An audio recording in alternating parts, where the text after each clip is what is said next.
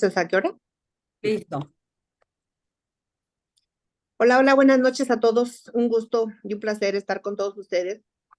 Tenemos un invitado que ha sido, eh, bueno, de todo. Él es analista político, entre muchísimas cosas más que Lalo nos va a comentar. Ha estado de invitado con nosotros en el programa de Plática entre Amigos y me pareció genial que estuviera en Jalisco en movimiento, en México en movimiento, que pensamos que vamos a lograr un México en movimiento con esta idea genial que tuvo Vicky con sus compañeros. Él es Miguel Salinas y Lalo nos va a dar parte de su semblanza porque es enorme, parte de su currículum porque es muy grande. Bienvenido, Miguel. Muchísimas gracias a todos y buenas noches. Muchas gracias a ustedes por invitarme.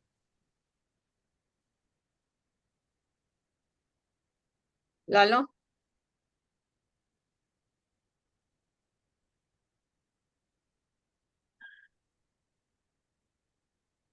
Lalo, ¿me escuchas? Adelante.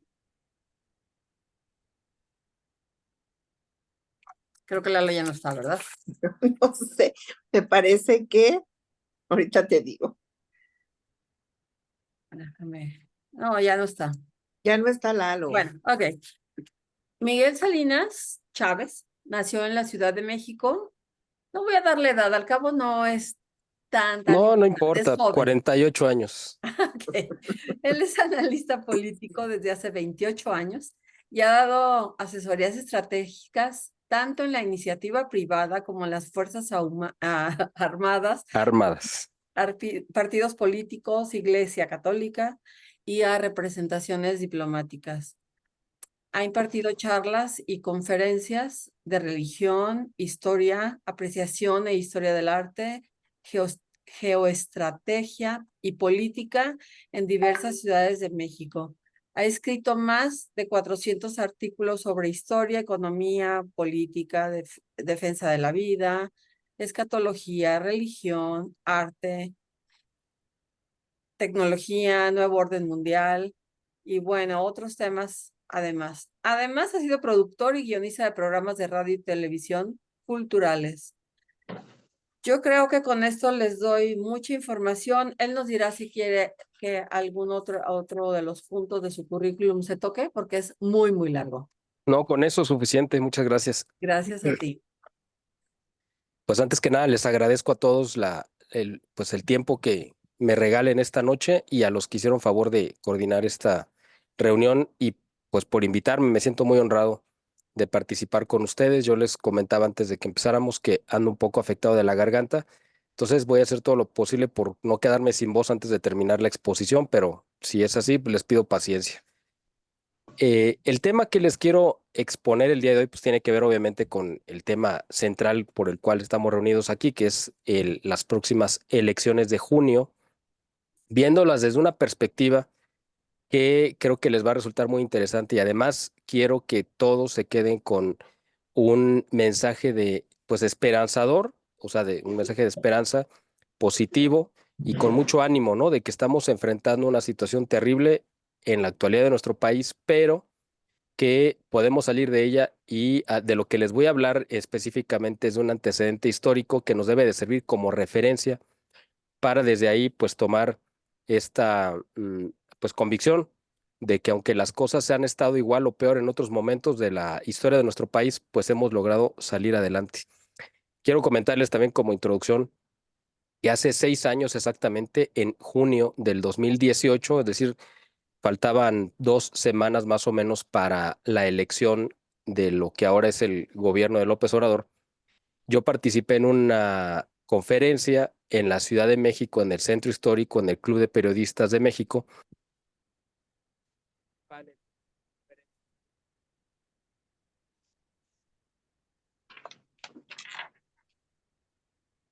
No te estamos escuchando. Se escucha muy bajito. Ok.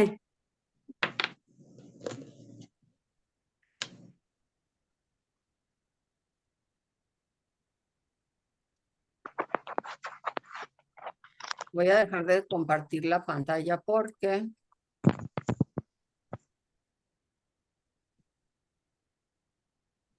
Miguel, no te estamos escuchando nada.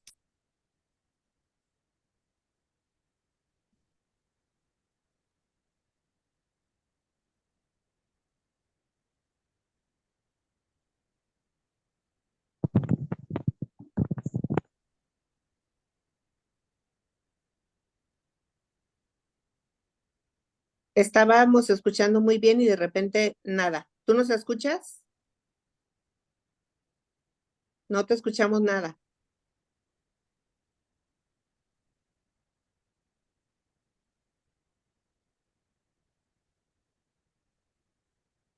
La verdad no supe en qué me quedé.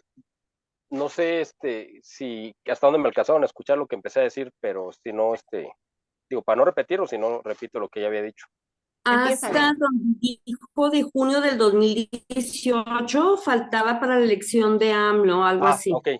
Eso Organizamos fue- una serie de conferencias, bueno, fueron 4 conferencias ese día en el Club de Periodistas de México, que está en el mero centro de la Ciudad de México, en el epicentro pues del morenismo, ¿no? Y el simposio se organizaba Estaríamos Mejor con Porfirio Díaz. La idea era tener un título así muy llamativo y que causara polémica, y ahí hablamos sobre las similitudes que había entre lo que iba a ser el gobierno de López Obrador con lo que había sido el gobierno de Benito Juárez, para alertar a la gente lo que pasó con Juárez y lo que nos esperaba en este gobierno. Entonces, lo que voy a hacer en esta ocasión es como, aunque no lo pensé así, pero así quedó, como la segunda parte de esa conferencia, porque ahora lo que vamos a hacer va a ser comparar el momento histórico que estamos viendo ahorita previo a las elecciones de junio con el antecedente histórico pues más similar que tenemos, que es la sucesión presidencial o la elección que se dio, la sucesión sería lo más correcto, de 1940, cuando iba saliendo precisamente Lázaro Cárdenas y pues hubo un relevo ahí interesante y las cosas no salieron como las tenía planeadas Lázaro Cárdenas. Y es importante este ejemplo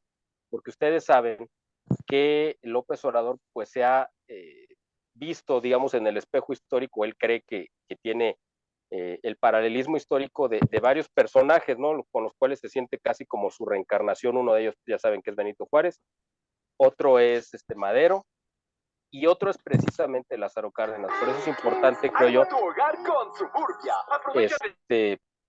ver, bueno, ver este ejemplo, porque yo creo que vale mucho la pena que, que todos conozcan lo que sucedió en ese momento histórico y veamos lo que puede pasar ahora con esta próxima elección, y sobre todo lo que les decía al principio, lo más importante es que se queden con un mensaje positivo de esperanza, pero no una falsa esperanza, sino una esperanza fundamentada en que hay un antecedente histórico que nos hace ver que las cosas pues pueden ir bien y que depende del trabajo que hagamos, obviamente, todos nosotros, ¿no? Si tienen algún comentario, si quieren, ya sea que los vayamos haciendo sobre la marcha o al final, para darle un poco más de velocidad. Si quieres al final mejor y que Ok. levanten su... Sí. Perfecto, muy bien. Hay la verdad, muchísimas similitudes entre Lázaro Cárdenas y López Obrador y sus gobiernos, y yo creo que conforme les vaya explicando a lo largo de la presentación, ustedes se van a sorprender de la cantidad de similitudes. Ustedes saben que Lázaro Cárdenas pues, fue como el último eslabón de un periodo histórico que se llamó el Maximato, que inició en 1924 cuando Plutarco Elías Calles llegó a la presidencia, y después, aunque ganó la elección en 1928 Álvaro Obregón, pues lo asesinaron ya siendo presidente electo. Según José Vasconcelos, y yo también coincido totalmente con su evaluación, quien mandó a asesinar a Álvaro Obregón fue Plutarco Elías Calles. ¿Por qué? Porque era un obstáculo para él y quería instaurarse como un líder pues ya perpetuo, ¿no? en el gobierno, como efectivamente lo hizo durante una década, de 1924 a 1934. Entonces, él, Plutarco Elías Calles, al último eslabón de su cadena, ¿no? De sucesores o de presidentes a modo que impuso, al último fue precisamente a Lázaro Cárdenas, a quien él pues creía que también iba a poder controlar y dominar porque era su hijo político, ¿no? Se había hecho, su carrera política había sido hecha pues como con el patrocinio, ¿no? De Plutarco. Entonces, la primera sorpresa que se lleva Plutarco fue cuando Lázaro Cárdenas pues, rompió políticamente con él sacó a la gente del gabinete que le había impuesto y empezaron una serie de diferencias y desavenencias entre ambos. Yo creo que la primera fue desde que era gobernador de Michoacán, Lázaro Cárdenas tuvo una diferencia con el tema agrícola, agrario, más bien no agrícola, sino agrario, en cuanto a la repartición de las tierras. Ustedes saben que una de las principales propuestas, ¿no?, de la revolución, pues era que la gente fuera propietaria de su tierra, pero vino este proceso, ¿no?, de los ejidos, que le impedía a la gente ser propietaria, aunque los trabajara, pero no tenían el título de propiedad. Entonces, Plutarco Elías Calles, pues decía, no, pues la gente debe ser propietaria de su terreno, y por el otro lado, Lázaro Cárdenas estaba en contra y le quitó de los propietarios originales, les arrebató pues miles de hectáreas para repartirlas a través de ejidos que realmente pues eran de todos y de nadie al mismo tiempo, ¿no? Entonces, esto se dio pues, desde el inicio inmediatamente. Fíjense que antes de cuando ya iba a entrar Lázaro Cárdenas como candidato, o sea, antes de que fuera presidente, también le ofrecieron a Luis Cabrera, un político muy destacado e intelectual de ese tiempo, que él fuera el candidato, ¿no?, el opositor dentro del mismo partido contra Cárdenas. Les pido disculpas, ya les había comentado que ando bastante mal de la voz, a ver si aguanto. Ustedes pongan changuitos para que alcance a hablar todo lo que tengo que decir. Fíjense, es que esto es algo muy interesante, cómo describían a Luis Cabrera en comparación con Lázaro Cárdenas. A Luis Cabrera lo describían como un cerebro de estadista que garantizaba que México sería una nación respetable. Y a Lázaro Cárdenas se le consideraba un analfabeta sectario y fanático.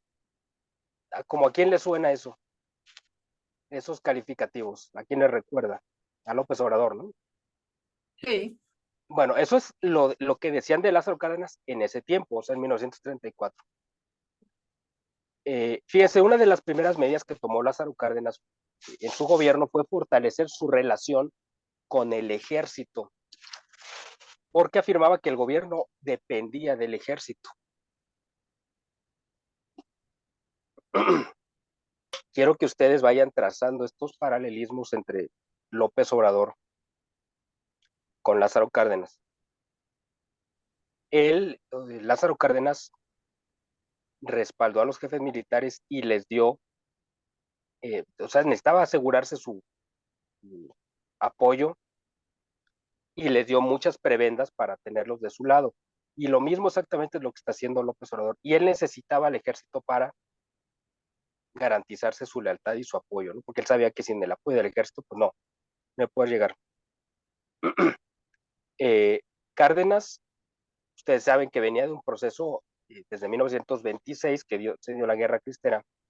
Había mucha efervescencia religiosa y política por el conflicto. Entonces él heredó eso y él de por sí era antirreligioso totalmente. Ustedes recordarán que su secretario de Agricultura, Garrido Canával, tabasqueño, por cierto, era pues un tipo de mente salvaje que mandó a hacer matazones. Él tenía ese ejército de camisas pardas, me parece que era su apelativo, y hicieron mucha persecución. A Cárdenas, desde que entró, se le consideraba como un jacobino, y la población católica, obviamente, en México lo vio pues con muy malos ojos, ¿no?, de que hubiera llegado él, y además porque representaba a la izquierda, pero abiertamente, ya no se disimulaba, porque incluso, aunque Plutarco Elías Calles también había tenido políticas de izquierda, pues era un poco más discreto o moderado, si lo quieren ver, ¿no? Digo, era un demonio también, pero Lázaro Cárdenas ya lo hizo todo sin tener sin ocultarse, ¿no? Yo creo que su primer asalto, digamos, fue contra el artículo 3 de la Constitución, que hablaba sobre la educación, y pues él no estaba de acuerdo que hubiera una libertad de cátedra y una libre expresión del pensamiento y mucho menos de la moral religiosa, o sea, me refiero a Lázaro Cárdenas, y por eso quiso imponer a sangre y fuego la educación socialista. Luego, esto provocó desde que entró, o sea, vayan pensando que estoy hablando de Lázaro Cárdenas, pero sé que todo lo que les voy a decir les va a sonar como si les estuviera describiendo el sexenio de López Obrador. El Congreso quedó dividido desde que entró Lázaro Cárdenas en dos alas, la derecha y la izquierda, y se atacaron de manera mordaz todo el tiempo que duró el sexenio de Lázaro Cárdenas. Incluso, fíjense, en ese tiempo, Lázaro Cárdenas creó unos comités de salud pública que copiaban el modelo de la Revolución Francesa para exigir la depuración de políticos. Y eso, o sea, los políticos que estaban en contra eran a los que se descabezaban. ¿Por qué? Porque les estorbaba para su proyecto de nación, ¿no? De gobierno. Fíjense, el primer secretario de Educación que tuvo Lázaro Cárdenas, que era Ignacio García Telles, era, así dijo directamente y a las claras, ¿no? A la prensa nacional, el primer mes de gobierno. Se puede establecer un momento propicio, perdón, se puede establecer un momento propicio la dictadura del proletariado como medio para destruir el régimen burgués. Ese secretario de Educación era el Paco Ignacio Taibo II de ese tiempo. O sea, piensen, les digo, las similitudes, ¿no? Y por eso López Obrador siempre se ha visto como reflejado en ese espejo. Una de las principales críticas que se ganó Lázaro Cárdenas a pulso, obviamente desde el inicio, fue que se estaba cultivando en la vida política, o sea, que él estaba cultivando en la vida política un impulsivismo y un atrevimiento irresponsable que desprecia las enseñanzas de la experiencia. Esto que acabo de leer es un texto publicado en la prensa de esa época, lo voy a repetir. Se está cultivando en la vida política un impulsivismo, es decir, hacerlo todo de manera improvisada y un atrevimiento irresponsable que desprecia las enseñanzas de la experiencia. ¿Le suena conocido? Es exactamente lo que dice López Obrador, que él quiere el 90% de sumisión o de lealtad y 10% de experiencia. Y cuando él dice, oye, pues ni que fuera tan complicado, pues hacer un pozo petrolero nada más es meter un popote en el suelo prácticamente, ¿no? Eso es exactamente lo mismo que se le criticaba a Lázaro Cárdenas, ¿no? En ese momento, bueno, pues la lucha entre estas dos corrientes se hizo totalmente frontal desde el inicio, ¿no? De que empezó el gobierno, y las dos fuerzas tenían pues bastante poder una a la otra. Es lo mismo que estamos viendo exactamente ahora, ¿no?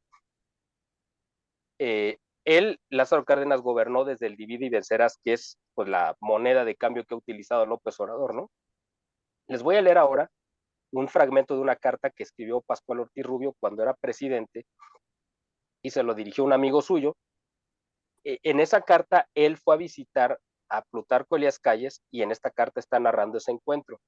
Y ahí es muy importante porque precisamente Pascual Ortiz Rubio va y se queja y le advierte del peligro que hay a Plutarco de que se deje encantar por el canto de las sirenas de la gente que lo adula porque lo va a convertir en un dictador. Y eso es exactamente lo que está pasando con la gente que orbita en torno a López Obrador. Les voy a leer este fragmento que es muy interesante.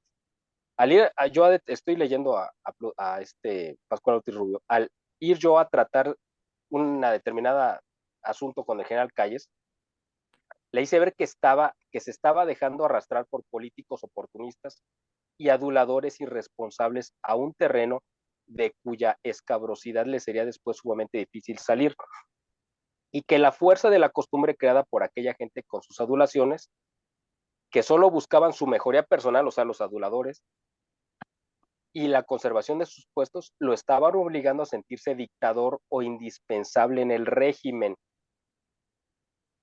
cosa que en varias ocasiones me había dicho, supuestamente, igual que López Obrador, Calles decía que aborrecía cualquier forma de dictadura, ¿no? Y de régimen totalitario, lo cual no era cierto. Traté de explicarle que estaba fundiendo en la opinión pública la idea de que quería constituirse en dictador y que después vendrían consecuencias deplorables si no se ponía remedio a tiempo. y él dijo pues que estaba exagerando, ¿no? Y que todo lo que le decía pues era movido por envidia o celos de su popularidad. Fíjense cómo, aunque estamos hablando ahorita de Plutarco y las calles, también todas estas ventanas del tiempo nos reflejan claramente lo que está pasando con López Obrador. Bueno, regresamos a Cárdenas. En cuanto él entró, inmediatamente echó a andar una maquinaria con una Central Nacional Campesina, que después se convirtió en la CNC a partir del 35, o sea, menos de un año antes de que cumpliera el primer año, ¿no? Con esto él daba la luz verde para la reforma agraria, que inmediatamente, y él denunció como contrarrevolucionario todas las reformas agrarias que había echado a andar Calles y la ley de patrimonio ejidal. Ya les comenté este tema, ¿no? De por qué era importante que los campesinos tuvieran la propiedad de su tierra. Y él empezó a repartir ayudas a los, a los peones, a los arrendatarios, etcétera, subsidios, pero no para la productividad, sino para su manutención. No sé si les suena esto parecido, son exactamente los mismos apoyos clientelares que da ahora López Obrador y que le han ganado, igual que a Cárdenas, le ganaron simpatías en un amplio sector de la población. Fíjese, uno de los opositores más férreos de esta política ejidal, pues fue la iglesia, que le decía a los campesinos, oye, no, el gobierno debe de darte el título de propiedad, porque si no realmente no posees la tierra, aunque la trabajes. Y ahí fue uno de los primeros puntos de conflicto que tuvieron la iglesia con Lázaro Cárdenas, aparte del tema religioso, ¿no? Pero ya en cuestión social, la iglesia lo manejaba así. Este tema de la reforma agraria se vino resolviendo finalmente hasta con Carlos Salinas de Gortari, que él acabó de entregar pues, los títulos de propiedad, los últimos que faltaban, porque esto era lo que realmente los hacía verdaderamente dueños de la tierra, ¿no? Y lo que no quería Lázaro Cárdenas supuestamente era que la gente, al ser propietaria de su tierra, la vendiera. Entonces, oye, espérame, pero si yo soy propietario, pues yo puedo hacer con lo mío, pues lo que yo quiera, ¿no? Lo puedo rentar, vender, regalar o lo que sea. Eso es lo que él no quería. ¿Por qué?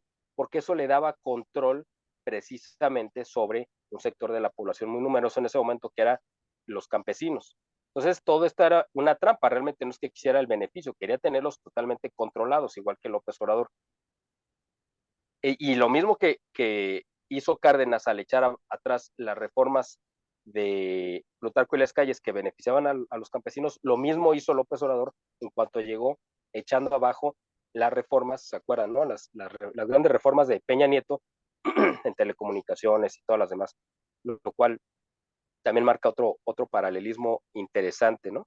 Luego, fíjense, aquí es donde empieza la parte, bueno, todo está interesante, pero esta parte es muy, porque aquí se van ustedes a sentir reflejados. Las clases medias y los grupos empresariales fueron conscientes de que si no se unificaban, porque ahorita lo que estaban comentando al principio, de las acciones que hay que tomar, bueno, pues también hay que tomar de ejemplo lo que hizo la oposición y cómo se organizó para tratar de salir de este asunto terrible que era el gobierno de Cárdenas. Entonces, las clases medias y los grupos empresariales fueron conscientes de que se tenían que unificar.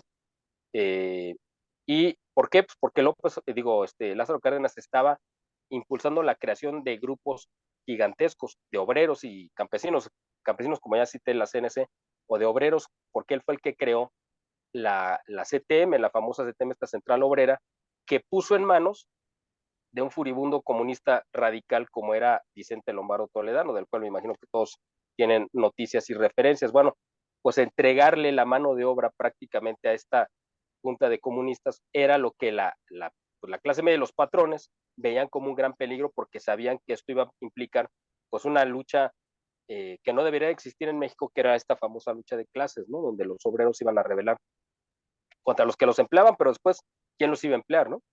Es lo mismo exactamente que está haciendo ahora pues, López Obrador, y su ataque directo contra las clases medias. O sea, es el mismo modelo que está tomando López Obrador contra los empresarios y contra el sector productivo del país. El mismo Lázaro Cárdenas hizo evidente su rechazo a los sectores medios, o sea, de clase media y alta, y estos obviamente pues, le contestaron exactamente igual. ¿Por qué? Pues por su política educativa y religiosa, económica e internacional, que ese es otro tema también que vamos a tocar.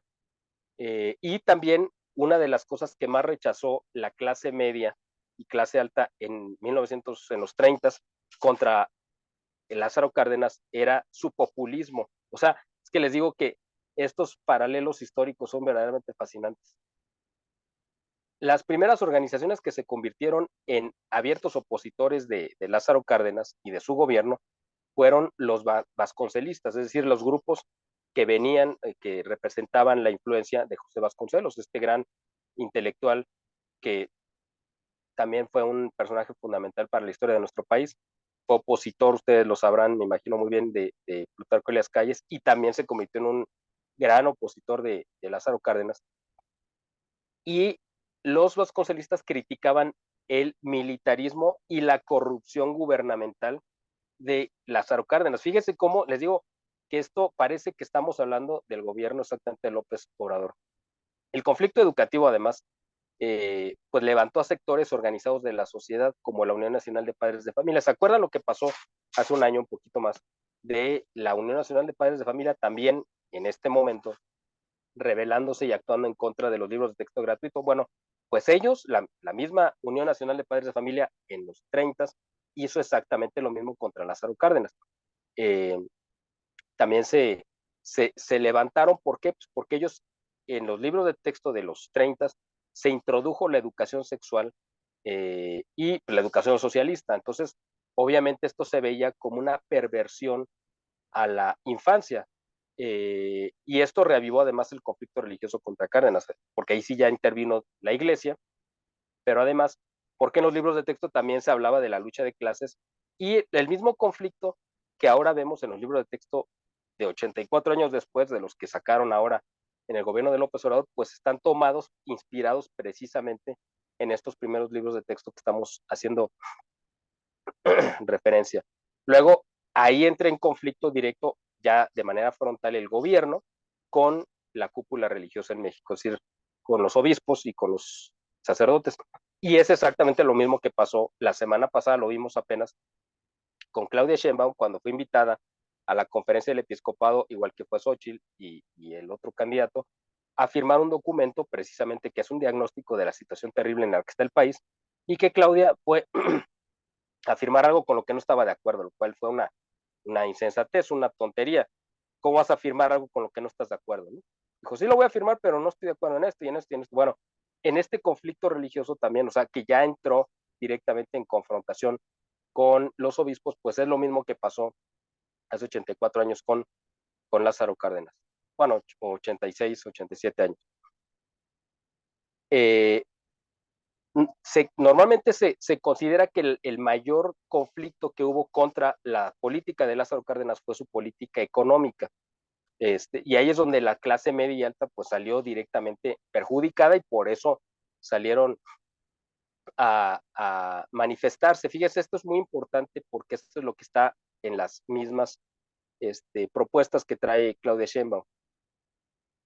El gobierno de Cárdenas buscaba la hegemonía nacional. Ustedes saben que igual como lo está haciendo López Obrador, que quiere tener el control completo, que de la generación y distribución eléctrica, por ejemplo, y de otras actividades económicas en las cuales debería de participar la iniciativa privada, incluso, por ejemplo, en la cuestión de Pemex y otros muchos campos, pues acá López Obrador, tomando como referencia a Cárdenas, quiere también, igual que él, tomar la hegemonía nacional, lo cual convierte al gobierno, eso estamos hablando del gobierno de Lázaro Cárdenas, en regulador de la economía y en el árbitro para resolver cualquier conflicto sociopolítico. El problema es que ese árbitro no era neutral, porque él tomaba parte, ¿no? Entonces, siempre tomó parte en contra de los patrones, por ejemplo, y en favor de las organizaciones obreras, lo cual uno diría, bueno, pues qué bueno, para que le dé mejores condiciones, pero aquí se trataba simplemente de erosionar el poder de la iniciativa privada para el gobierno quedarse con estas empresas y explotarlas en su beneficio y después pues sacarles provecho como lo ha hecho el gobierno de López Obrador con toda la corrupción que se ha dado a través de las obras que están haciendo, ¿no? Y pues igual que López Obrador, él supuestamente manejaba la bandera de que estaba buscando el beneficio de los obreros, sus mejoras económicas, pero en realidad estaba provocando un conflicto social, igual que el caso, por ejemplo, de subir el sueldo, el salario mínimo de López Obrador, que lo hizo, digamos, es el mayor aumento en la historia, pero ese aumento queda pulverizado pues por el aumento de la inflación, que está totalmente fuera de control, ¿no?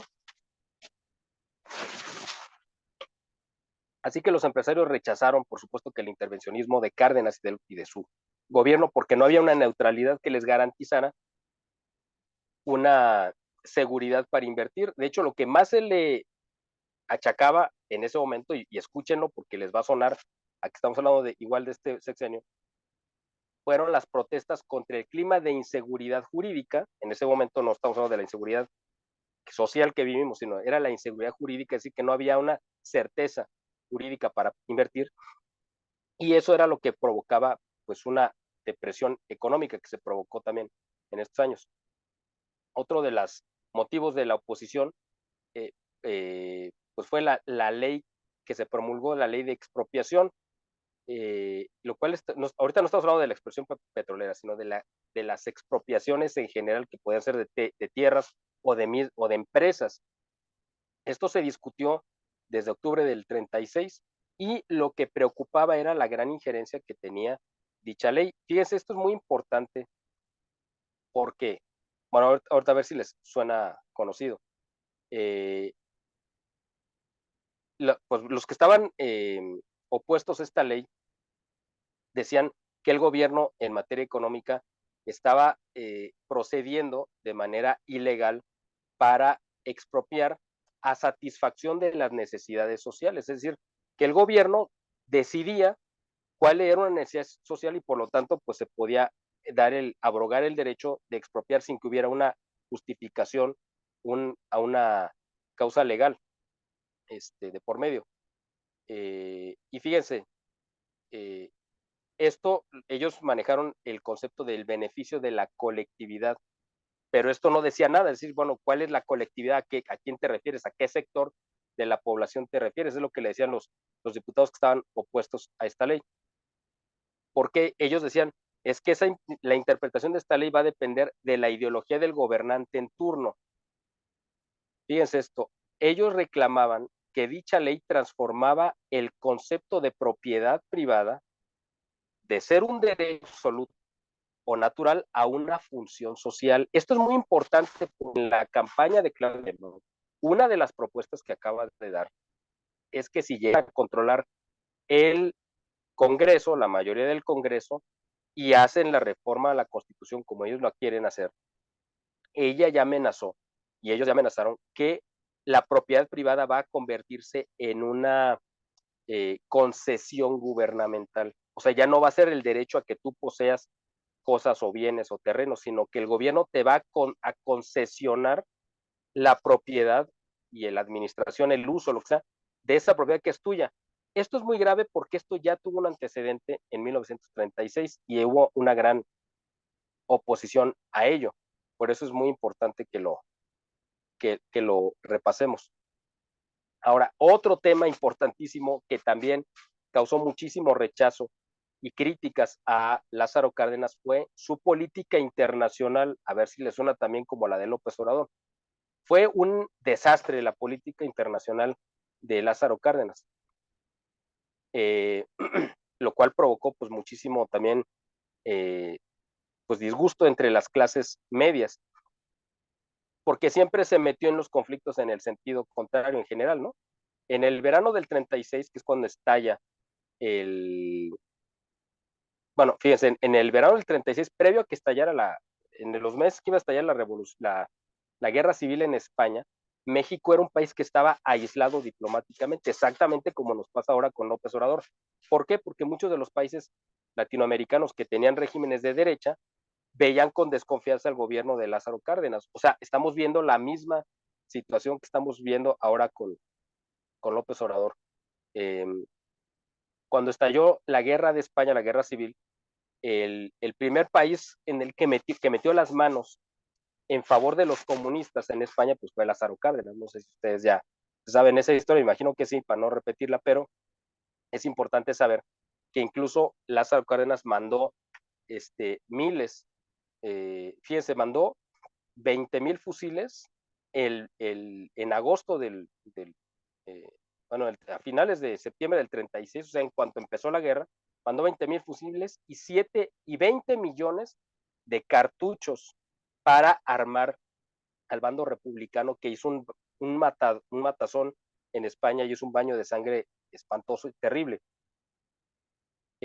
Pero como México no contaba con una industria bélica propia, o sea, fuerte, entonces le quiso comprar a Estados Unidos parque y armas para mandar a España, pero pues Roosevelt no lo hizo.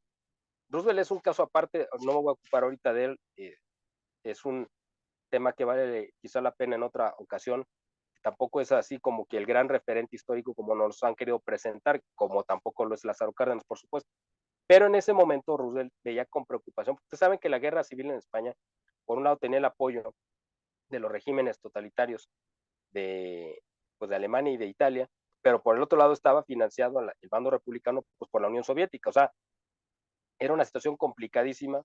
Y lo que hizo Roosevelt, como el gobierno oficial era el republicano, pues Roosevelt lo que no quería era apoyarlos porque sabía que estaba apoyando a la izquierda, fue decretar que quedaban suspendidos, digamos, como sus relaciones y no mandarles, no intervenir ni mandarles, hizo como un embargo moral y después un embargo ya real de armas y dinero y todo, ¿no? A España. Sin embargo, Lázaro Cárdenas se quiso brincar esa parte porque quiso engañar, ¿no? Al gobierno de Estados Unidos tratando de comprar armas para el ejército mexicano y luego el ejército se las vendía a la embajada de España para llevarse. Y cuando lo supo Estados Unidos, pues lo paró en seco y le prohibió. Eso mismo está haciendo López Obrador con Cuba, exactamente lo mismo, al enviar petróleo y enviar dinero y enviar una serie de cosas que están prohibidas y que ya le causaron varios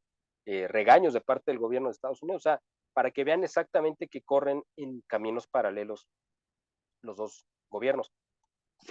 Roosevelt tenía otro motivo también, por qué no meterse en el tema de España, ni apoyar a los republicanos, porque en Estados Unidos tiene un voto católico muy, muy, muy grande y lo necesitaba, y ese voto católico no apoyaba al bando republicano, por supuesto. Otro de las políticas que causó pues mucho rechazo en México, aquí ando, nada más, denme un segundo. Ahí está.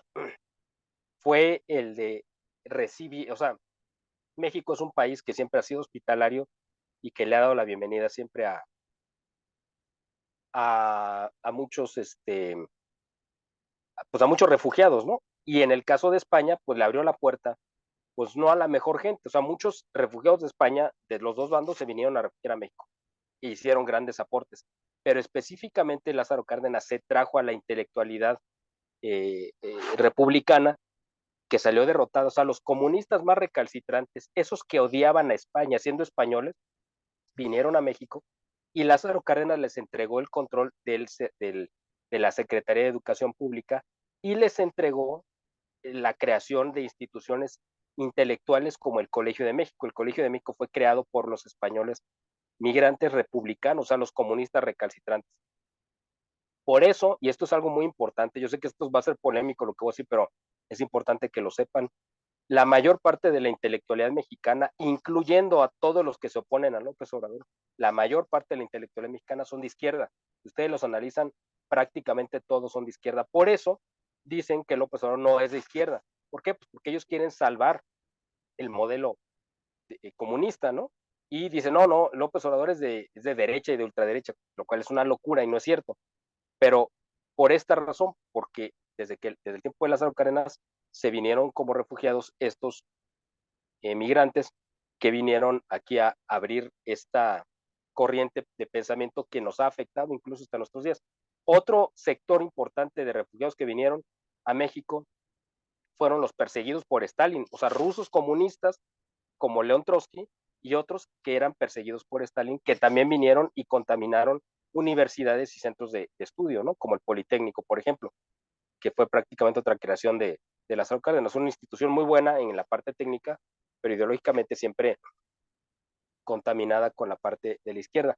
Lo mismo, el mismo rechazo que ahorita nosotros sentimos y tenemos por los miles de refugiados, si le quieren llamar o como le quieran poner ustedes, de cubanos y venezolanos que han entrado con este régimen, es lo mismo que la gente le rechazaba y le reclamaba a Lázaro Cárdenas en ese momento, cuando llegaban estos comunistas de España. Precisamente por esta situación fue que México se convirtió, y en esto también hay otra similitud con lo que está pasando ahorita.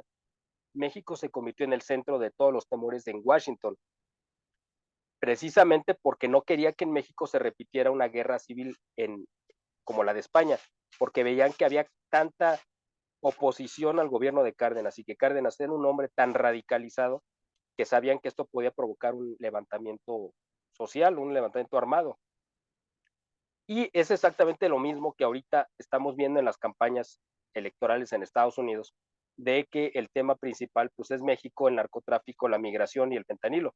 Entonces, lo mismo pasó también en esa época, ¿no? Porque ellos veían precisamente que había una correlación de fuerzas precisamente entre la guerra que estaba sucediendo en España, el apoyo que México le estaba dando a uno de los bandos y que Estados Unidos estaba tratando de impedir, quería que México se mantuviera neutral, ¿no?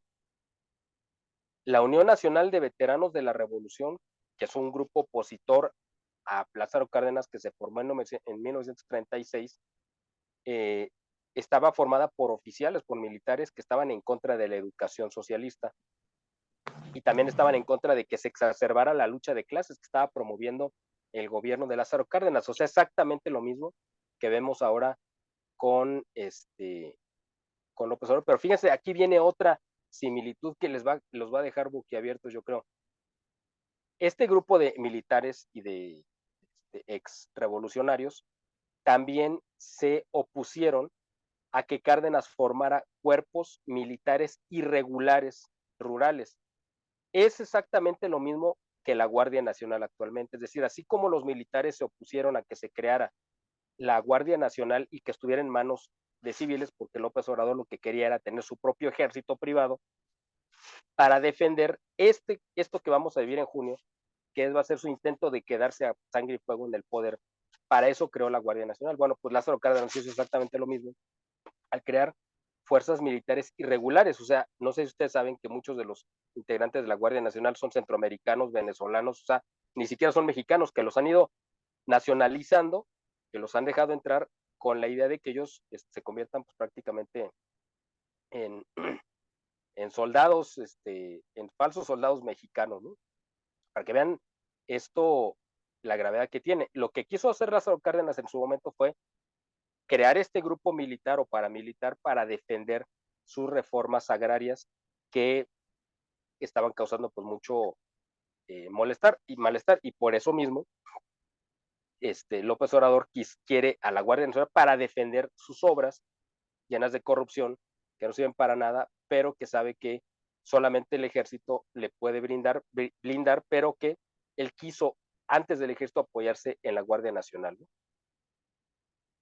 Fíjese, esto es algo interesante. El embajador mexicano, en ese tiempo de México, el embajador de México en Estados Unidos, se reunió con el subsecretario de Estado en Estados Unidos y calificó la política del gobierno mexicano, o sea, el subsecretario de Estado, como una política absolutamente suicida. Imagínense de lo que estamos hablando de hace 80 y tantos años, y ellos ya veían esta locura de Lázaro Cárdenas, que es lo mismo que dice ahora el gobierno de Estados Unidos respecto a las políticas de López Obrador. Luego dice, el embajador Daniels de Estados Unidos en México tenía una fuerte simpatía, esta es otra similitud que verdaderamente es increíble, ¿no? Tenía una gran simpatía por el proyecto de Lázaro Cárdenas. Es exactamente lo mismo que pasa con el embajador Ken Salazar, actual de Estados Unidos, que se convirtió en un AMLover, ¿no? Descarado, no sé qué le dio ahí algún tamal de chipilín con algún embrujo, pero la realidad es que el embajador Ken Salazar se ha convertido en un defensor, más parece embajador de México ante Estados Unidos que de Estados Unidos ante México. Y lo mismo pasó en ese momento cuando el embajador Daniel se convirtió en un simpatizante del modelo, ¿no? de Lázaro Cárdenas. eh, y de hecho operó políticamente en favor de del gobierno de Lázaro Cárdenas. O sea, esto que dijimos que les pareció una locura, pues el embajador dijo, no, ustedes no hagan caso, ¿no? Como que no se enteraron, porque él veía con buenos ojos, por alguna razón, él, pues que el giro hacia la izquierda de México pues era algo positivo, pero no representaba los intereses, por supuesto, de Estados Unidos. Fíjense, aquí les voy a leer una cita muy importante de una revista de Foreign Policy, Bulletin del 1938, o sea, la revista de política exterior de Estados Unidos, que habla sobre México, donde decía que México se había convertido en una gran preocupación del Departamento de Estado. Y según el corresponsal de esta revista en México, él declaraba que los responsables de la diplomacia norteamericana incluso estaban más preocupados por el espectro de la guerra civil que por la cuestión del petróleo. Es decir, ellos veían más preocupante en México que pudiera estallar una guerra civil que el hecho de la misma expropiación del petróleo, del cual ahorita también vamos a hablar. Por lo tanto, la verdad es que desde Washington querían ayudar a Lázaro Cárdenas a mantener el orden porque sabían que si permitían, fíjense qué interesante, ellos querían respaldar a Lázaro Cárdenas, pero contenerlo al mismo tiempo, porque sabían que si dejaban que Lázaro Cárdenas siguiera impulsando sus políticas radicales, lo que iba a provocar era un estallido social. Ahora, vamos a entrar a tocar el tema rápido, o sea, me estoy yendo rápido, pero sí es importante ver todo esta historia porque es fascinante. El acontecimiento histórico más conocido, obviamente, pues, del gobierno de Lázaro Cárdenas, pues, es la expropiación del petróleo que se dio en 1938, el 18 de marzo, de hecho lo acabamos de conmemorar. Pero para entenderlo hay que remitirnos a 1923, con unos acuerdos o tratados que no sé si ustedes conozcan, me imagino que sí, que son los tratados de Bucareli. Los tratados de Bucareli los firmó Álvaro Obregón en 1923 con la idea de que el gobierno de Estados Unidos le diera el reconocimiento oficial al gobierno de Álvaro Obregón, porque como no tenía el reconocimiento oficial, tampoco tenía acceso a créditos internacionales, ni le podían vender armas, ni nada. O sea, México era como un gobierno ilegítimo y a Álvaro Obregón le urgía que le dieran este reconocimiento. Y obviamente el gobierno de Estados Unidos, sabiendo esto, le vendió el reconocimiento carísimo a través de estos acuerdos, algunos de los cuales, o la mitad, son públicos y otras se mantuvieron en secreto, pero se han ido conociendo a lo largo del tiempo. Uno de estos convenios era que no se aplicara el artículo 127 de la Constitución, el que hablaba de que México poseía o era el poseedor, o sea, el Estado, no el gobierno, sino el Estado, tenía la posesión de cualquier riqueza en el suelo o en el subsuelo, es decir, hablando del petróleo. Y por lo tanto le pertenecía. Ustedes saben que en ese momento las petroleras inglesas, principalmente algunas holandesas y norteamericanas, eran las que explotaban y tenían varias décadas explotando el petróleo en México. Y lo que dice el artículo 127 es que le pertenece al gobierno. Entonces ellos en este convenio le dijeron, no me vas a aplicar. Fíjese, esto es muy importante. En los convenios de Bucareli le dijeron al gobierno de Lázaro Cárdenas, de Álvaro Obregón, me vas a dar un tiempo de gracia, le pidieron, o sea, le impusieron más bien las petroleras y el gobierno norteamericano Álvaro Obregón. Nos vas a dar un tiempo de gracia, un periodo de gracia de 15 años para mudar nuestras instalaciones petroleras a Venezuela, porque en Venezuela a principios de los años 20 se habían descubierto grandes yacimientos de petróleo. Entonces dijeron, ok, ¿te quieres quedar con tu petróleo? Pues quédate con tu petróleo, no tengo problema. De todo modo no sabe refinarlo, vas a venir conmigo y yo te lo voy a refinar, o sea, no importa, si tú lo sacas, no me importa. Pero le dijeron, me vas a dar 15 años, un periodo de 15 años para yo poder sacar mis inversiones y llevármelas a Venezuela. ¿Cuándo creen que se cumplieron esos 15 años? Pues en 1938, es decir, que todo lo de la expropiación pues fue realmente, por decir de alguna manera, como una faramaya, aunque fue real, es decir, pero todo ya estaba conveniado, ya estaba aprobado, no es real que Lázaro Cárdenas en un golpe de patriotismo heroico se haya apropiado de no, todo eso estaba negociado Y si no lo hubiera hecho público, de todos modos hubiera pasado a manos del gobierno, aunque no hubiera habido este acontecimiento. Simplemente él se quiso parar el cuello, decir, yo soy el gran patriota que ha nacionalizado, pues ya estaba conveniado desde 1923, pero de las cosas terribles que se aceptaron en los tratados secretos, en la parte secreta de los tratados de Bucareli, es que México renunciaba a su soberanía tecnológica y quedaba excluido, o le quedaba prohibido de parte de Estados Unidos el tener una industria pues militar avanzada, una industria aérea, de automóviles, automotriz y de barcos. Es decir, no podía México, tenía prohibido construir motores de inyección interna. Y no podía México construir ni barcos, ni aviones, ni automóviles. Por eso, las empresas mexicanas que sí existían, que en ese momento existían, porque había incluso empresas que hacían aviones, barcos y autos en México, pues las cerraron, el gobierno se las clausuró y entonces quedamos a expensas. Este convenio se firmó a 100 años. Esto es muy importante, este dato, porque nadie lo está diciendo. Los tratados de Bucareli se vencieron en agosto del año pasado, del 2023.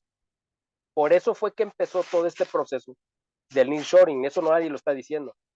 No fue casualidad que de repente todo el mundo empezara a hablar del nearshoring, y ojalá que Xochitl Gálvez lo aproveche porque ella es la única que está hablando de ello, pero este proceso del nearshoring es porque se vencieron estos convenios que eran de 100 años y se vencieron en el 2023 porque se firmaron en 1923.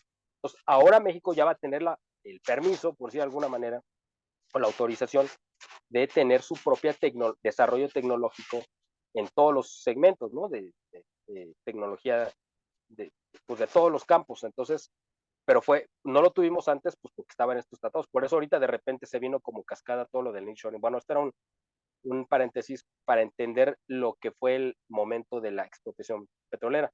Otra de las cosas que le exigió el gobierno de Estados Unidos como parte de la firma de los convenios fue el asesinato de Pancho Villa.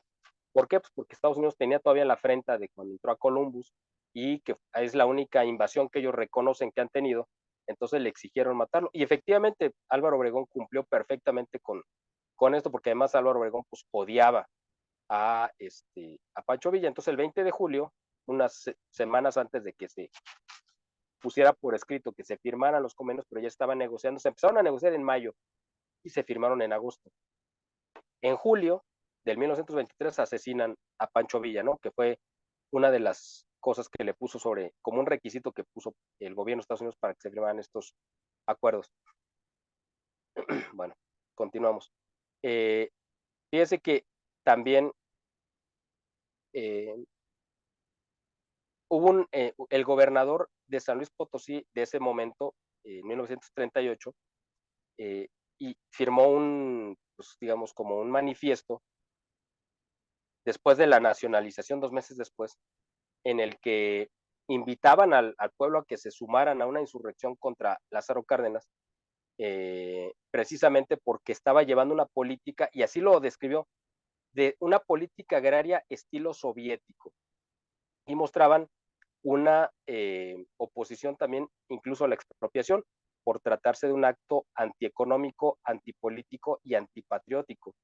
De hecho, ese es otro tema que después podemos abordar, las implicaciones que tuvo, porque evidentemente Lázaro Cárdenas, el uso que hubiera dado al petróleo hubiera sido para convertir a México en una dictadura comunista. Afortunadamente, el sucesor de Lázaro Cárdenas le dio un giro y lo convirtió pues en un motor de desarrollo, pero no era la intención esa de Lázaro Cárdenas. Fíjense, fue tanto el apoyo, o sea, estaba tan negociado lo de la expropiación y contaba con el apoyo y el aval del gobierno de Estados Unidos, que el mismo embajador, que el mismo presidente Roosevelt, aseguró que en México no habría ninguna revolución. O sea, o sea, porque mucha gente le dijo, presidente Roosevelt, va a haber una revolución en México por este acto de la expropiación, y él mismo fue el garante de decir, claro que no quería que se repitiera la revolución, la guerra civil en España, en México. Y fíjense, esto es interesante. Desde Washington le mandaron un mensaje claro, o sea, un mensaje contundente a Londres, porque era otro de los acreedores que habían quedado pues agraviados, digamos, por la expropiación, ¿no? Por las empresas británicas. Y el embajador de Estados Unidos en Londres, el embajador de Estados Unidos en Londres, en 1938, después de la expropiación, le dijo al embajador británico en Estados Unidos, perdón, que no, que el Águila, que era la empresa petrolera más importante de Inglaterra, que estaba en México, no fueran bajo ninguna circunstancia a fomentar rebeliones internas en México, porque obviamente ellos querían hacer eso. ¿Eso qué significa? Que el gobierno de Estados Unidos estaba protegiendo y avalando la expropiación. O sea, no tiene nada que ver con que fue un acto de envalentonamiento para tomar posición. No estaba totalmente negociado esto desde mucho tiempo atrás. Bueno, vamos a seguir adelante. Aquí precisamente es donde ya el gobierno de Roosevelt empieza a ver pues qué es lo que va a, qué posición va a tomar en torno a la sucesión presidencial de 1940, que es, aunque es realmente el tema, lo vamos a tocar pues, al final, obviamente, porque lo importante era ver estos paralelismos para entender el remate que vamos a tener con este tema. Para ellos era importantísimo que México no fuera a convertirse pues, en una república comunista radicalizada en el momento que estaba empezando la Segunda Guerra Mundial, porque no sabían a qué bando se iban a sumar y no podía permitir que pues, México como territorio pues, se fuera a quedar en manos de comunistas.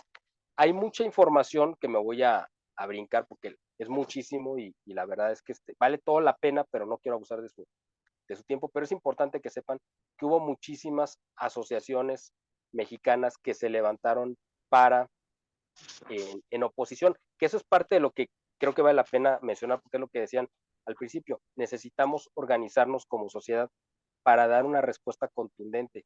Eso mismo hizo la gente a finales de o sea, en el 38, en el 39, cuando precisamente veían un peligro grandísimo en que Lázaro Cárdenas impusiera a su sucesor natural, y su sucesor natural era Francisco J. Mújica, es decir, un general que había sido un ideólogo, el ideólogo de hecho de Lázaro Cárdenas era un comunista recalcitrante que había sido constitucionalista en 1917 y que muchas de las leyes más restrictivas que se redactaron, pues él fueron inspiración de él y él fue el que impulsó a Lázaro Cárdenas a irse en este precipicio del comunismo radical. Ese era realmente el candidato que quería Lázaro Cárdenas imponer en la sucesión, pero el gobierno de Estados Unidos lo vio con un amplio peligro porque sabía que un radical de esa naturaleza iba a romper las relaciones con Estados Unidos, se iba a radicalizar, se iba a convertir como en un Fidel Castro, para que lo entiendan más o menos, ¿no? Y fue cuando empezó a mover sus fichas el gobierno de Estados Unidos con la oposición en México, y esto es muy importante porque es exactamente lo que está pasando ahora con nosotros, donde el gobierno de Estados Unidos ya está tomando una acción decidida, hablando con la oposición y con medios de comunicación a los cuales les ha filtrado mucha de la información de inteligencia que le han ido recabando al gobierno de López Obrador, y eso mismo hizo el gobierno de Roosevelt para operar y evitar o frustrar, como lo quieran ver, que llegara el candidato que ellos veían con mayor peligro y con más posibilidades por la cercanía que tenía con Lázaro Cárdenas. Y hubo un candidato opositor también, el general Almazán, Juan Andreu Almazán, que él también estaba apoyado por amplios sectores de la población que se oponía a Lázaro Cárdenas, pero el gobierno de Roosevelt pero él lo veían muy cargado hacia la derecha, por si algo. Entonces necesitaban a alguien que fuera como moderado para que tratara de mantener controlado a Lázaro Cárdenas. ¿Por qué? Porque si el gobierno de Estados Unidos hubiera apoyado a Juan Andreu Almazán y hubiera ganado, como mucha gente cree que ganó la elección, los cardenistas y toda la ala radical que ya había generado se hubieran levantado en armas, hubieran propiciado un derramamiento de sangre y se hubiera dado esta guerra civil que quería evitar Estados Unidos. Por eso buscaron entre los colaboradores de Lázaro Cárdenas al hombre más moderado y más sensato y encontraron en él a al general Manuel Ávila Camacho. Y ahí es donde llegamos ya al final de la exposición, porque esto es muy importante que lo entiendan. El mismo López Obrador, hace un año, el 18 de marzo del 2023, conmemorando el aniversario de la expropiación petrolera, dijo en su discurso que él no iba a repetir el error que hizo, que cometió Lázaro Cárdenas al nombrar a Manuel Ávila Camacho. ¿Por qué?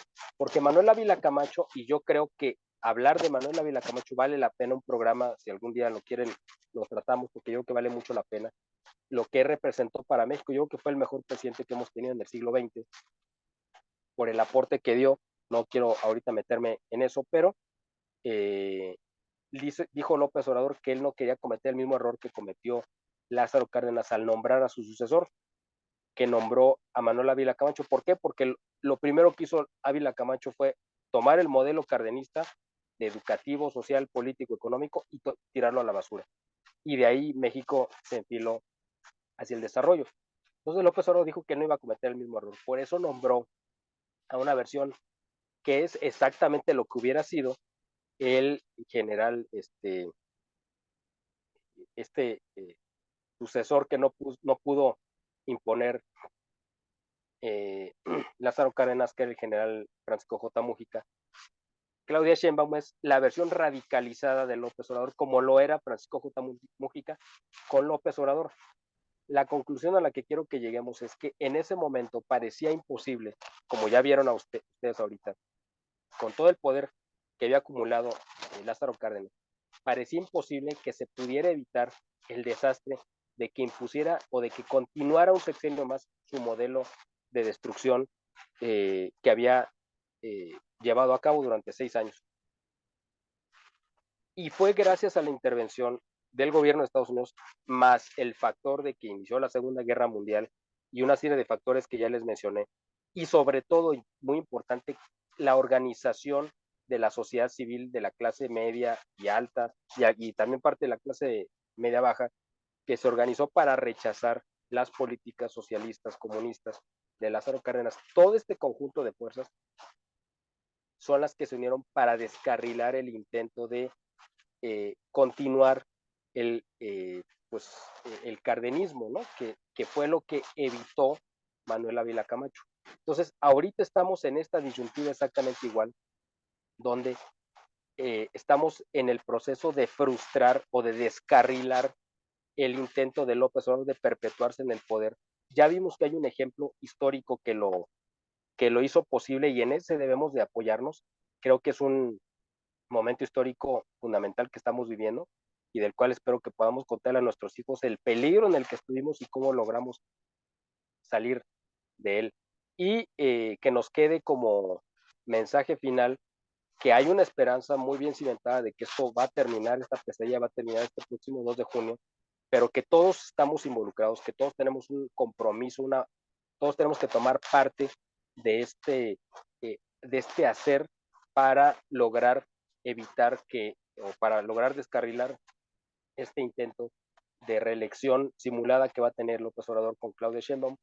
Y tenemos este ejemplo histórico que nos da la garantía de que esto va a suceder. Y como postre simplemente les comento que un ejemplo de la prosperidad que vino después del cardenismo, que nosotros pudiéramos llegar a tener con el nearshoring, se dio en el tiempo de Manuel Ávila Camacho, porque en ese periodo de Manuel Ávila Camacho fue cuando se fundaron algunas de las empresas más icónicas de nuestro país. Les voy a citar algunas para que tengan una idea de lo que estamos hablando y de la prosperidad que se generó, que permitió que se fundaran empresas como Farmacias Guadalajara, Calzado Canadá, Coppel, Laboratorios PISA y Grupo Bimbo. Solamente por citar algunos que se fundaron en el sexenio de Manuel Ávila Camacho gracias a la prosperidad económica que hizo propicio que se diera todo esto. Entonces, curiosamente, ahora los dueños de estos grupos son los principales opositores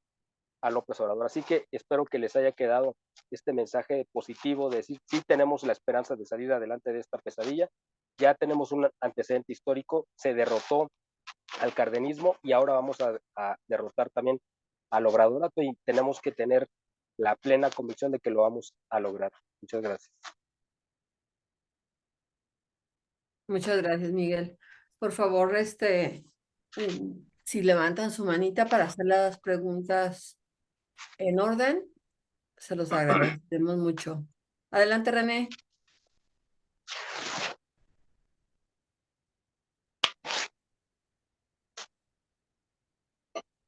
No te escuchamos, René. Si quieres prender tu micrófono. ¿Ya? Ya. ¿Ya se escucha? Ah, bueno. Primero quiero preguntarle dónde puedo obtener esa información que dice donde se tenía ya ese convenio de que ya estaba tratado la expropiación, bueno, el convenio de que iban a sacar sus máquinas o toda su empresa después de 15 años. Y otra, también el martes pasado me parece que estuvo una conferencia también con los de Sí por México y es la misma pregunta que le voy a hacer yo ahorita. Teniendo todos los antecedentes que usted nos dice y que en aquel tiempo sí se pudo hacer, con lo que ya tiene Andrés Manuel López Obrador ahorita, con lo que hemos visto de que ha hecho plantones, se ha apoderado de la calle, le ha dicho que él ganó, que él es presidente legítimo, que el otro es un usurpador, que todo fue fraude, y teniendo todo ese contexto, ¿qué va a pasar estas elecciones si gana Xóchitl Gálvez? Ahora, si usted tiene toda esa información de la historia, ¿cómo fue que las votaciones en diferencia de votos, o cómo fue que se salió, si tenía tanto, bueno, tanto poder como Andrés Manuel con el ejército, porque el ejército ahorita lo tiene privilegiado, le tiene muchas concesiones, le tiene dándole demasiado dinero, vamos a decir, a los jefes, que son los que mandan, y que se tienen que subordinar los soldados rasos. ¿Quién lo va a sacar? ¿Cómo le vamos a hacer para que se vaya sin que haya un enfrentamiento, una guerra civil o algo de eso? Porque yo a este señor no lo veo con ninguna disposición de irse, así por las buenas, con todos los antecedentes que tenemos. Esa es Claro. mi pregunta. Bueno, son tres preguntas. La primera es ¿dónde puedo obtener la información sobre los tratados de Bucareli? Eso es una información pública, de hecho ahorita en cualquier fuente, incluso oficial, hay sitios, por ejemplo, en el sitio de la Comisión Nacional de Derechos Humanos están los convenios, pues hay publicados, los puede leer, y hay muchas otras fuentes donde los puede consultar. Eso ya ahorita no es, o sea, la parte tecnológica, esa se mantiene como oculta, pero esta parte donde pedían gracia, estos 15 años de gracia, eso sí viene público, eso lo puede consultar cuando usted guste, en cualquier sitio, pero eso es información que está a la mano. Lo segundo es cómo, que si López Obrador va a hacer la misma actitud de no reconocer la derrota o por el contrario, reconocer la victoria de Xóchitl Gálvez, yo estoy convencido de eso, o sea, desde ahorita casi se lo puedo firmar que así va a ser. Él va a tratar de movilizar, va a desconocer los resultados y va a generar una situación que él va a querer que se genere una situación de inestabilidad en la cual él pueda mantenerse en el poder. Sin embargo, y ahí es donde entra la parte que exactamente es lo mismo que pasó en Estados Unidos con Roosevelt. Eso fue lo mismo que Estados Unidos hizo o impidió que sucediera en México. Por eso, vamos a decir, impuso a un candidato que no era, aunque era muy cercano a Lázaro Cárdenas, pero no era el candidato que quería Lázaro Cárdenas, y negoció Estados Unidos con Manuel Ávila Camacho que en cuanto él llegara, se iban a tirar el modelo cardenista a la basura. Entonces, pero él contaba con el apoyo de Estados Unidos. Yo creo que Estados Unidos le ha hecho ver a López Obrador de muchas maneras, porque no ha sido casual que vengan tantos funcionarios a hablar directamente con él. Y la acogida que tuvo Xóchitl Gálvez en Estados Unidos fue para mostrarle a López Obrador que el gobierno norteamericano veía con simpatía la candidatura de Xóchitl Gálvez y sobre todo para exigirle que respete el resultado. No lo va a hacer porque es una persona que ya sabemos que está fuera de sus cabales, no es una persona que reaccione como una persona racional. Para ello, también me imagino que el gobierno de Estados Unidos está prevenido y preparado para pues, venir por él una vez que deje de ser presidente. Es decir, yo creo que toda esta información, estas filtraciones que hemos estado viendo a lo largo de estos primeros meses del año, de las ligas de López Obrador con el narcotráfico, van a ir subiendo de tono y van a tener más contundencia. Ya vamos a ver videos, audios, documentos, quién sabe, pero cuando menos audios y videos sí, de López Obrador o sus hijos recibiendo dinero directamente de los cárteles. Eso le va a acercar totalmente y le va a crear una situación. De hecho, véanlo, está desesperado, porque si no estuviera desesperado, si él sintiera que la tiene en la bolsa, pues andaría navegando de muertito, pero vean la desesperación que tiene y el ataque desaforado a Xochitl, porque sabe que se le está diluyendo la elección entre las manos, él no la va a poder evitar, entonces tiene este temor, este terror.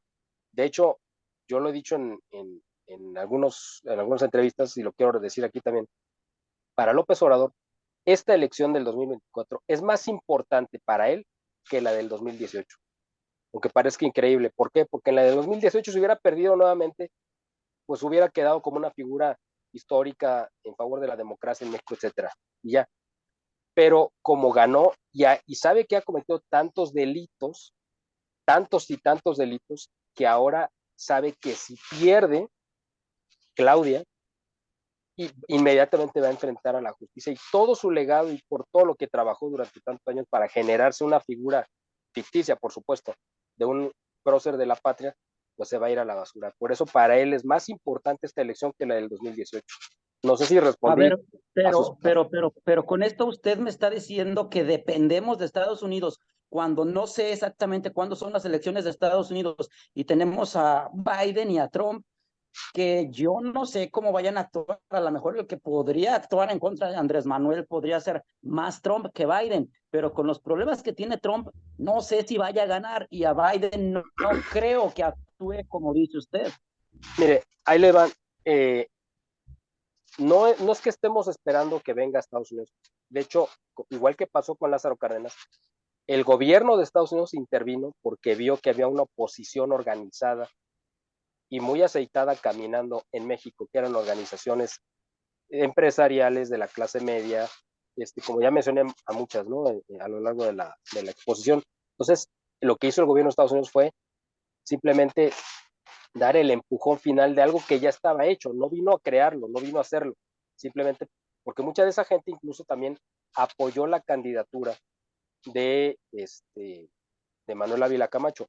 No es que el gobierno de Estados Unidos viniera a señalar que querían Ávila Camacho, sino que dijeron el apoyo que le está dando este sector de la población a Manuel Ávila Camacho, nosotros lo vemos con buenos ojos. Es exactamente lo mismo con Xochitl. O sea, no es que Estados Unidos haya nombrado a Xochitl como candidata, es que la sociedad civil se organizó, la respaldó, la ha impulsado y entonces Estados Unidos dice, tiene nuestro aval, cuando menos, para que llegue a la elección viva. Te digo, aunque esto suene muy cruel, pero estamos a 2 días de conmemorar el asesinato de Colosio y esto pues es una realidad latente que tenemos ahora mucho más que hace 30 años. O sea, la situación ahorita es mucho peor que hace 30 años. Entonces, yo imagino que Estados Unidos cuando menos ha garantizado un salvoconducto para Xochitl para que llegue viva la elección y decirle a López Obrador, pues respeta el resultado.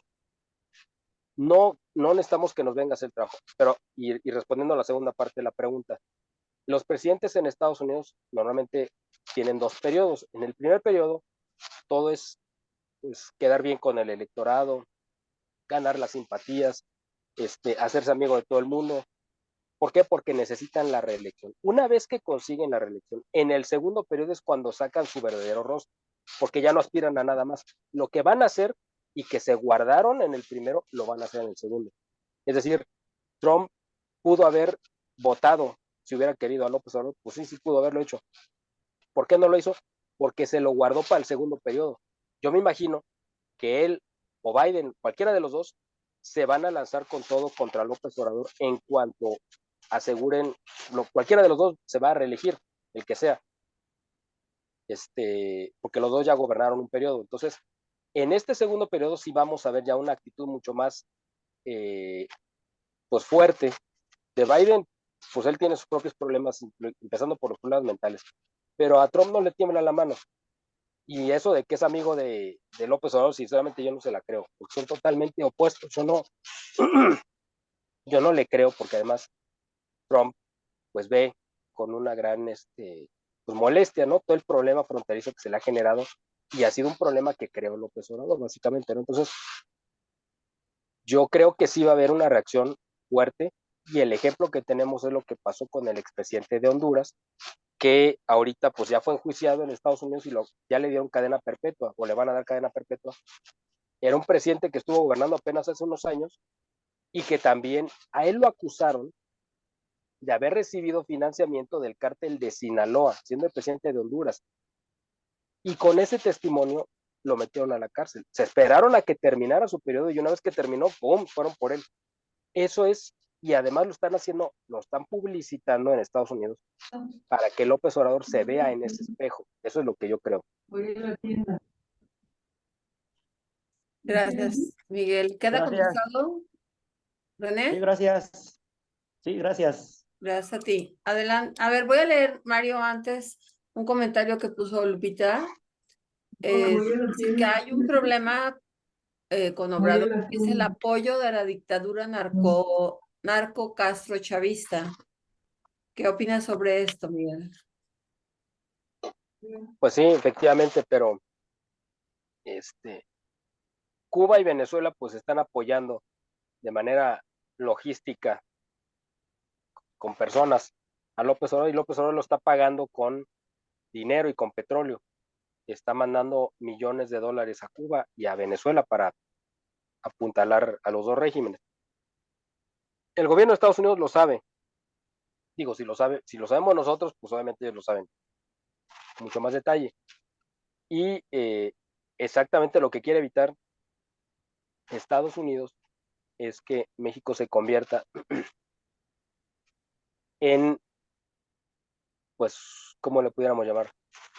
Pues como en una Cuba grandota, es lo que quiere evitar Estados Unidos, ¿no?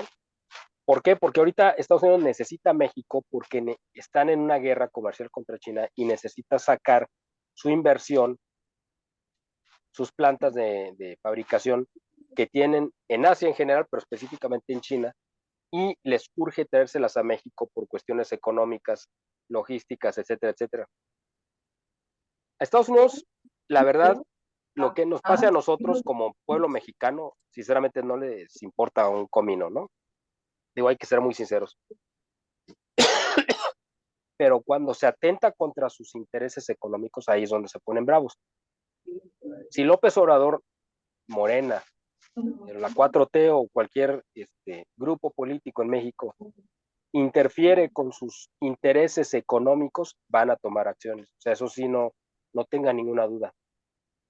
No es lo que quisiéramos, por supuesto, porque ya vimos lo costoso que nos salió que nos dieran el reconocimiento en 1923 como gobierno, pero yo espero que el gobierno de Xochitl, que espero que empiece el 1 de diciembre próximo, no, el 1 de octubre próximo, no tenga que vender, pues, digamos, o aceptar pues una condición tan grave como la de 1923, para que no quede comprometida la soberanía de nuestro país. Pero sí creo que, digo, independientemente del apoyo que puedan tener López Obrador de estos regímenes, pues ellos no van a venir a México a defenderlo. Yo creo que lo más que puede pasar es que López Obrador, como me imagino que va a hacer, va a salir huyendo a Cuba.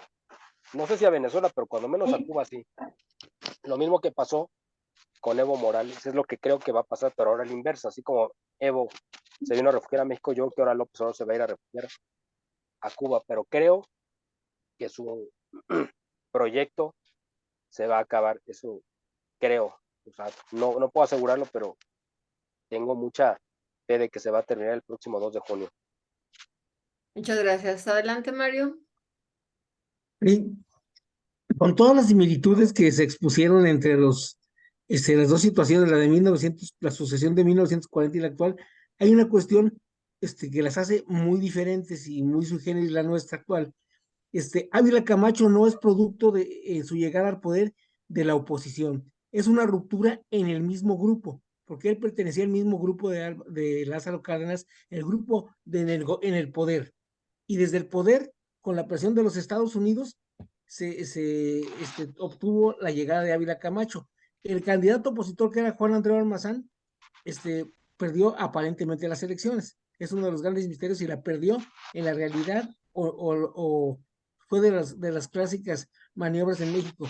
La diferencia que tenemos ahora es que en 1940 la sociedad tenía una mayor capacidad de movilización. A finales de los 20 en Guadalajara y principios de los 30 hubo movilizaciones de 50,000 personas en una ciudad que tenía 100,000. Entonces, eso es lo que hace sustancialmente la acción de la ciudadanía en la calle. Sí, totalmente. Y es real eso que dijo, efectivamente, aunque pertenecía al mismo grupo, cuando menos al mismo partido, pero dentro del partido pues había muchas corrientes, ¿no? Entonces, aunque Manuel Ávila Camacho había hecho toda su carrera también al cobijo, digamos, de Lázaro Cárdenas, y era su, vamos a decir, su incondicional, en el momento que él asumió la candidatura, ya ni siquiera la presidencia, sino la candidatura, pues él rompió con Lázaro Cárdenas, él marcó su distancia y dijo, no, pues yo aquí voy a hacer un borrón y cuenta nueva, etcétera. Entonces, Lázaro Cárdenas tuvo que aceptar, es que él designó básicamente al que de cierta forma le impusieron ciertas fuerzas, como ya mencioné, dentro de México, dentro del partido y desde Estados Unidos, porque en el partido también le dijeron, no vamos a aceptar, o sea, en el partido le dijeron, no vamos a aceptar a Francisco J. Mujica porque sabemos que es un radical y nos va a llevar a una guerra civil. Entonces, el partido le puso, digamos, como candidato a Manuel Ávila Camacho para que lo eligiera, es decir, como decir, pues escógelo, aquí hay de una sopa, no de dos, una. ¿Esta o esta? ¿Cuál prefieres? Pues esta, ok. Para que pareciera un acto de poder de Lázaro Cárdenas, pero no es lo que él quería. O sea, fue contra lo que él desea. Pero efectivamente lo que usted dice también es muy cierto. Pues en ese tiempo sí la gente podía, y de hecho estaba habituada a participar, porque la guerra cristera activó a mucha gente a salir a las calles y manifestarse públicamente, cosa que no habían hecho antes. Entonces, sí, es una situación muy distinta a la que tenemos actualmente, pero ojalá que todavía la gente reaccione. Yo he visto, la verdad, con muy buen, o sea, me motiva mucho ver las grandes concentraciones que se han dado en las convocatorias que hubo en noviembre del 22, en febrero del 23, en febrero de este año, donde se han juntado cientos de miles o quizá millones en todo el país. Pues eso es una muestra de que la gente todavía, a pesar de todo, pues reacciona, ¿no? Y se moviliza, ¿no? Espero que eso impulse para, o sea, una fuerza suficiente como para impedir que esta locura continúe 6 años más. Gracias. ¿Es todo, Mario? Sí, es todo. Gracias. ¿Alguien más tiene alguna duda, pregunta? ¿No? Bueno, voy a leer nada más del chat. Hay 2 mensajes, déjame ver. Ay, Dios. Gloria Estrada, muchas gracias, Miguel, muy interesante. Gracias a Jalisco en Movimiento y esperamos tenerte nuevamente en otra interesante charla. Buenas noches. Se tenía que salir porque andaba por ahí creo que en la casa de su hija. Marco Antonio, excelente exposición. Muchas gracias por tu tiempo para ilustrarnos. Marco Antonio Velázquez de la Torre, espérame. Y una pregunta, ¿crees que López Obrador logre atemorizar al clero? La verdad, yo creo que no, porque la iglesia, pues, detenta un poder muy grande que, pues, a nivel mundial todo el mundo sabe que lo tiene. No es un poder de armas, por supuesto, ni siquiera es un poder económico, sino es un poder que influye en la toma de decisiones de sectores muy amplios de la población. La gente, los políticos saben que pelearse con la iglesia pues siempre da malos resultados. Aquí en México ya López Obrador desde hace mucho se ha mostrado muy hostil contra la iglesia. ¿Por qué? Porque la iglesia Pero hay que recordar algo. En 2014, la iglesia publicó un documento que se llama algo así como por México caminemos, una cosa así, no recuerdo exactamente, es un documento del episcopado mexicano contra o criticando de manera muy fuerte a Peña Nieto, muy fuerte. Y este documento que sacó ahora la iglesia, o sea, a lo que voy no es que la iglesia esté solamente en contra de López Obrador y a favor de Peña, no, la iglesia cumple una labor de crítica constante, ¿no? Si las cosas del país no están bien por esto y argumenta y da. Entonces, yo creo que la iglesia tiene un papel muy importante que jugar, cuando menos, si no puede decir con quién votar, de motivar a la gente a que salga a votar. Pero creo que la iglesia sí está dando señales, así en la discreción como se mueve, muy claras de dónde están sus simpatías. Que yo lo veo muy claro, o sea, yo creo que la iglesia está dando la señal de que pues, la gente tiene que votar por Xóchitl Gálvez, o sea, eso me queda muy claro. Y por eso López Obrador está tan enojado con la iglesia. Si la iglesia estuviera apoyando a Claudia, pues López Obrador motivaría a la gente a que fuera a misa. O sea, yo lo digo de manera irónica, pero es a lo que quiero referirme. Yo estoy convencido de que López Obrador está enojadísimo con la iglesia porque sabe que la iglesia va a movilizar de la manera que lo sabe hacer el voto católico hacia una corriente. ¿Por qué? Pues porque en los sermones y en muchos lugares de reunión donde la iglesia tiene mucha presencia, pues va a darle a la gente pues la orientación que además está permitida por la Constitución, eso no hay que olvidarlo, la iglesia está permitida por la Constitución para orientar el voto. Esa fue una reforma que se hizo a la Constitución en el 2014 y pues la iglesia se apega a la Constitución, es decir, no se sale del marco jurídico al orientar el voto. El orientar el voto no es decirle tienes que votar por tal, sino decirle los pros y los contras de uno u otro modelo económico, de un modelo político, social que representan las candidatas. Eso es orientar el voto, decirle, mira, esto no queremos que suceda así, o sea, eso orientarlo.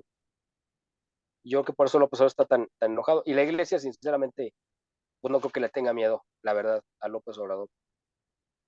Bueno, muy bien. Pues muchísimas gracias, Miguel. Lograste terminar hablando. Muchas gracias por tu esfuerzo. Muchas gracias a todos por participar hoy. Muy interesante. Y bueno, pues esperamos estar en contacto contigo y poder volver a tenerte aquí. Buenas Cuando noches. guste, estaré encantado. Muchas gracias. Queda grabado, nada más va a quedar grabado y se va a subir mañana porque con el problemita técnico que hubo, pues ya no pude continuar la transmisión en Facebook. Muchas gracias, mañana la tendrás. Perfecto, Buenas muchas noches a gracias. todos. Gracias. Hasta luego. Gracias, buenas noches. Buenas noches. Gracias, felicidades. Gracias. Muchas gracias. Buenas noches, muchas gracias.